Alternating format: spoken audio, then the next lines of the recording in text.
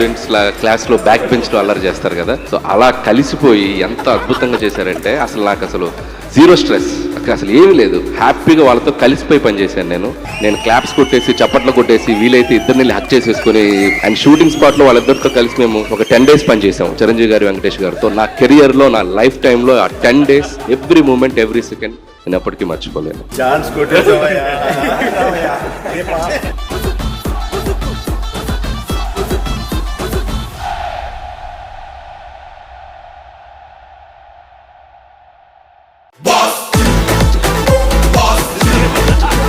Inter students క్లాస్లో back బెంచ్లో అల్లరి చేస్తారు కదా, సో అలా కలిసిపోయి ఎంత అద్భుతంగా చేశారంటే అసలు జీరో స్ట్రెస్, అసలు ఏమీ లేదు, హ్యాపీగా వాళ్ళతో కలిసిపోయి పనిచేశాను.